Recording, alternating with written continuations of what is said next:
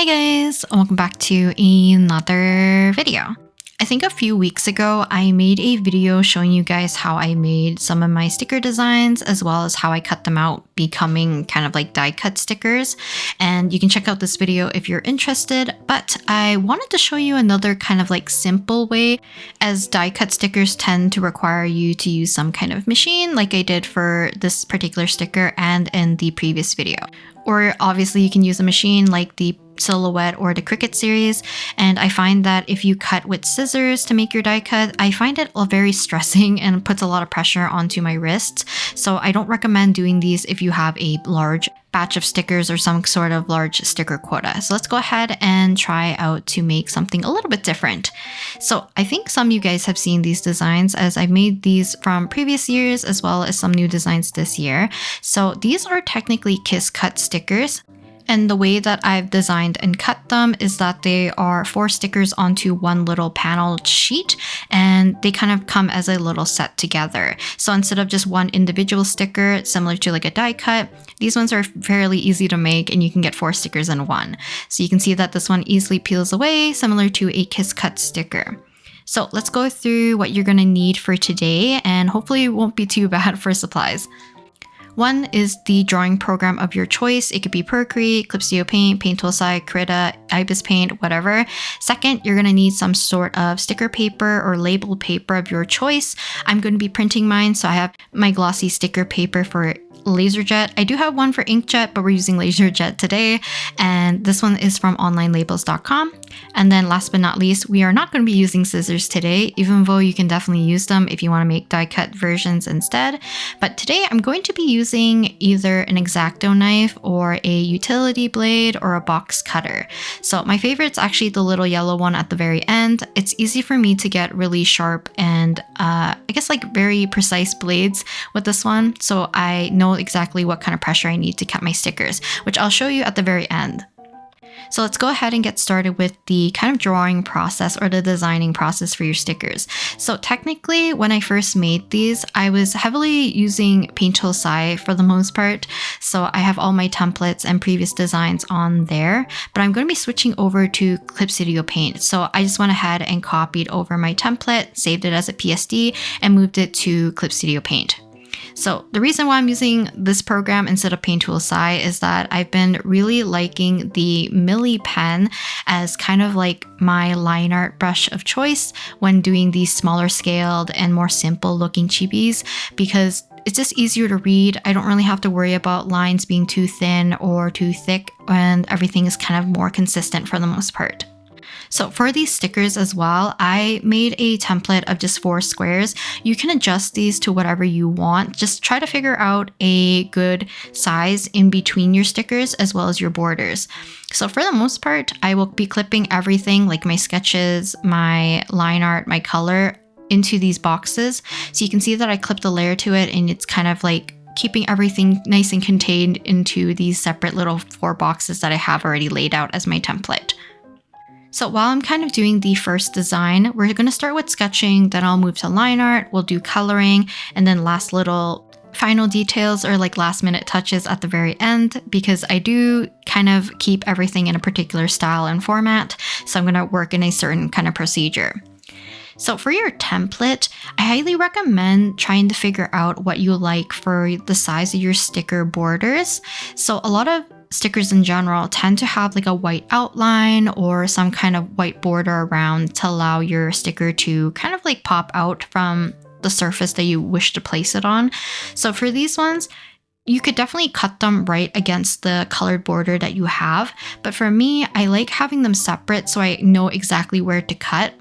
You can kind of see that my outside border for all 4 of my squares, like the outside perimeter of my canvas, has much thinner borders compared to the inside little crosshair section in the middle. And the reason being is that I want to have the larger space to be where I'm actually cutting my little kiss cut lines versus where I'm going to be cutting the actual like perimeter of my little sheet of 4 stickers. It'll make more sense when I show you guys the cutting process, but it's something to keep in mind if you want your stickers to have like white borders and how thick you want them before you want to do printing or setting out your template for every design in the future.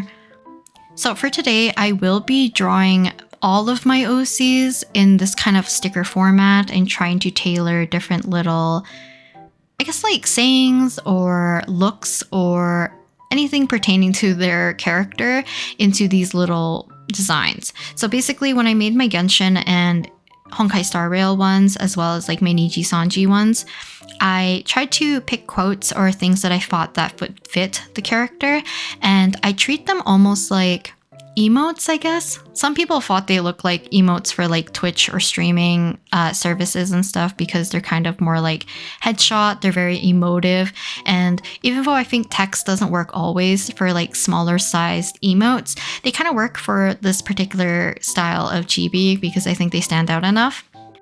So while I had Danheng pulled up on my screen for a little bit, I was trying to figure out what kind of brush size would be the most consistent, because I do have a standard size that I like using in Paint Tool Sai, but when I work in Clip Studio Paint with the Milli pen, I want to make sure that I'm going to keep everything consistent because I'm going to be moving forward with Clip Studio Paint instead.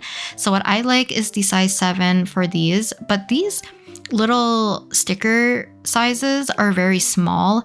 I made my canvas size exactly, I think, the size of what my sticker is going to be pretty much. I think it might be slightly larger. It might be like 3 inches by 3 inches or something. It's really small, but it kind of helps me not kind of make things too detailed.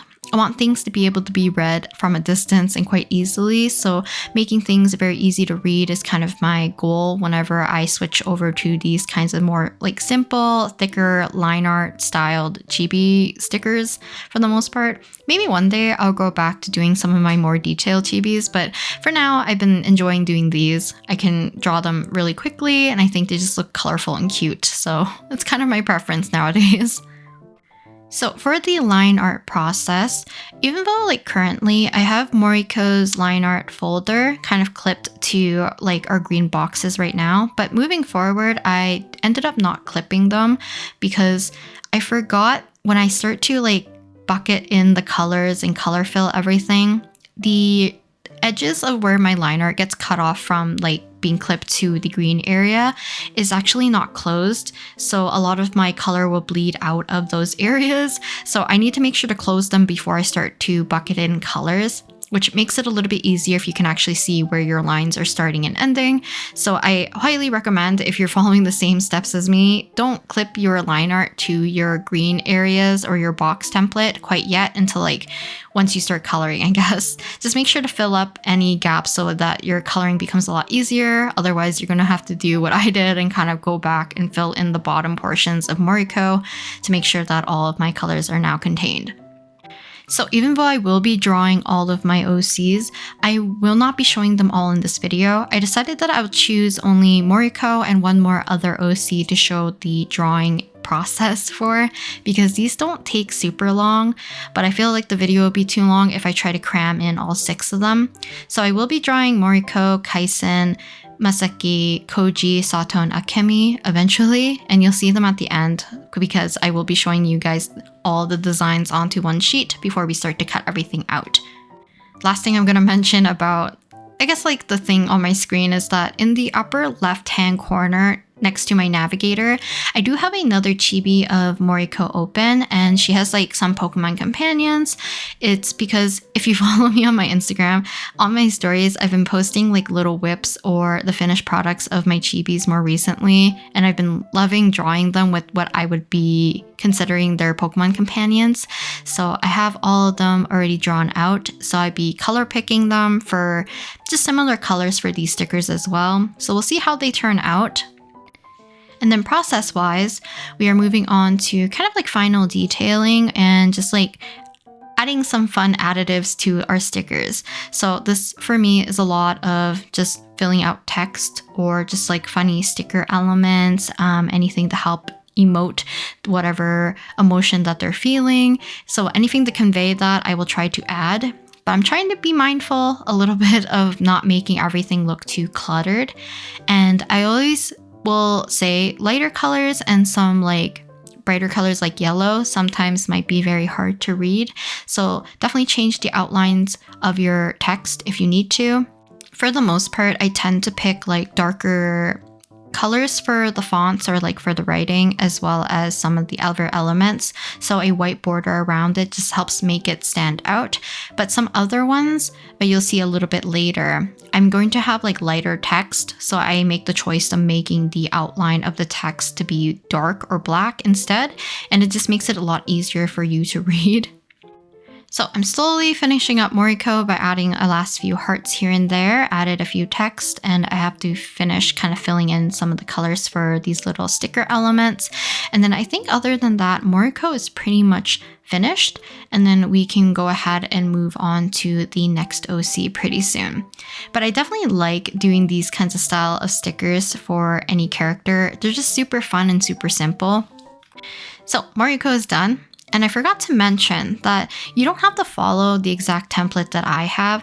Anything that you can cut with, I think, an X-Acto knife, a blade, or anything like that that you feel confident making like a kiss cut sticker, or even if you want to apply more pressure or use scissors, you can definitely make die cut stickers. But for me, following like a grid pattern is just more lenient, or alleviates a lot of pressure on my wrists and on my hand versus like cutting something super tiny. And I find that if I'm cutting things by hand, it's really inconsistent, and sometimes I fudge up the borders, like the little white outline around my sticker. Well, these ones are kind of like, if you screw it up, it's most likely because your ruler moved or you didn't align it properly. So I think it's easier for you to correct mistakes and have less fumbling with the amount of errors you can have. But anything with like straight lines, you can probably get away with. So feel free to play around with like the format. I don't know if people sell these types of stickers. I just like selling them in groups of 4, and I think it's kind of cute. I know some people, when like in person, when I'm selling these stickers, get a little bit confused because they think that I'm selling them as individual stickers instead of like the one full sheet of 4. So maybe I do have to differentiate them, that they are kiss cut stickers instead of just like all of my rest of my die cut stickers. But kind of moving along, we are working on our next batch. So right now I'm working on Kaisen because he's just kind of fun to draw, and he's very easy to draw for me other than his hair. So for him, I'm doing the same process of doing the sketch first. We'll do our line art, then our color, and then any additives on top. But I think, yeah, his was not actually too bad. I do end up changing certain designs to be something else. And sometimes finding, I guess, like poses or something to fit directly into the box might get a little bit crowded. So definitely play around with the format a little bit if you want to. You could definitely do like 2 rectangle stickers. You can do one individual giant sticker instead. You could probably do it a diagonal too and make little, what is it called? 2 little triangle stickers, I guess. I actually have one more idea, which could be fun. So if anyone wants to do this, definitely give it a shot, is to do like a manga panel sticker where each individual panel could be an like individual sticker. Maybe I'll play around with that and see how I could make that into reality. But I feel like it would have to be a fairly large sticker sheet for that to work. So before I circle back to that thought, because I don't know why my brain went there, you can see that I did not clip this line art kind of folder to my background color or my template so that I can see where Kaisen's hair and body leaves the template, and I can close off my lines perfectly. And then when I'm adding color and a white outline, everything will be contained afterwards because I'll clip everything back to my template squares. So it's just easier for me to fill the colors. But kind of going back to the manga template idea, I'm trying to think, because I guess you wouldn't really want to do like a specific comic or anything for the stickers, because I would want the stickers to be good enough to be standalone, but look nice and cohesive. I think I might have an idea, and I think it would be cute to do it like with actual like manga screen tones and like more of a monochromatic look. It might look super cute, but if anyone wants to do that idea, feel free to do it as well. So talking a little bit more about the style that I'm doing these kind of chibis in, I'm relying a lot on using multiply for the shadows as well as screen for my highlights just to make everything look cohesive for the most part. And then after that, I do the same thing where I will add text over top of everything, write it in one color, which right now is kind of like a blood red. And then after that, I will add a white stroke around my text and all the little elements. And then we can play around with color and kind of just the vibe of each individual sticker, because I don't really mind if they don't work visually with one another. As long as they look okay on their own, I think that's all what matters, because people will tend to just use one sticker there, one sticker there. So it's like, you know, it doesn't really matter too much. Okay, but we are at the end of our little designing process. So we have Akemi, we have Koji, and then moving along we have Maseki. And then after that, we have Moriko. And last but not least, we have Sato as well. So I had a lot of fun making them and just picking out colors for all of them. So yeah, so after I have all of them done, I will be exporting them as PNGs. You can definitely do it as PNGs or JPEG or whatever format you want to, and pick whatever program you're going to be using to kind of make up your little sheet for printing. So for me, I find it a lot easier to take it into Silhouette Studio, as I tend to do a lot of my sticker formatting in here, just in case. But also in the past, like I think 2 years ago when I made these stickers, I ended up thinking I was going to use my Silhouette portrait to cut out my little stickers. But at the time, because it was so finicky and I didn't know why I was having such a hard time using it.